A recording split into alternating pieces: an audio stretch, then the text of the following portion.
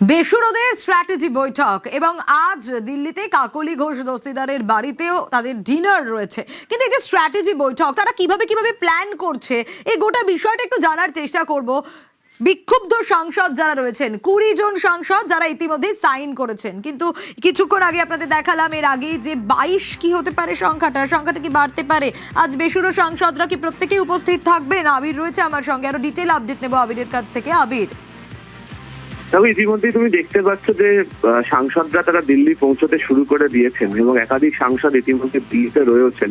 আজকে বিকেল বেলায় বৈঠকটি হওয়ার কথা। এই কৌশল বৈঠকের যে কারণগুলো থাকছে বলে মনে করা হচ্ছে, প্রথম, তারা আগামীকাল লোকসভা স্পিকারের কার্যত মুখোমুখি হতে চলেছেন।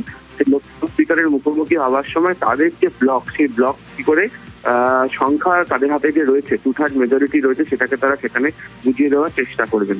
দ্বিতীয়ত, অনেকে বলছেন যে ব্লক সংক্রান্ত তৈরি করার ক্ষেত্রে সংসদীয় বেশ কিছু নিয়ম কানুন রয়েছে, সেই নিয়মগুলো কিভাবে পালন করা হবে এবং সাংসদদের কি ভূমিকা পালন করতে হবে সেটি একটা।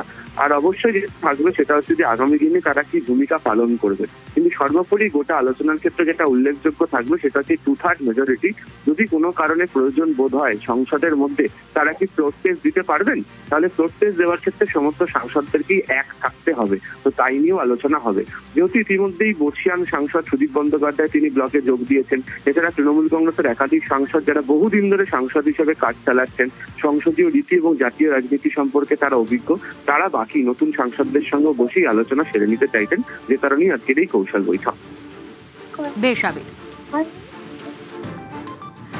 আজ ইতিমধ্যে আমরা দেখছি যে কলকাতা বিমানবন্দর থেকে একে একে সাংসদরা তারা রওনা দিচ্ছেন দিল্লির উদ্দেশ্যে এবং আজ বিকেলে বৈঠক রয়েছে, যে বৈঠক খুব গুরুত্বপূর্ণ, কারণ কৌশল বৈঠক, স্ট্র্যাটেজি বৈঠক যাকে বলা হয়।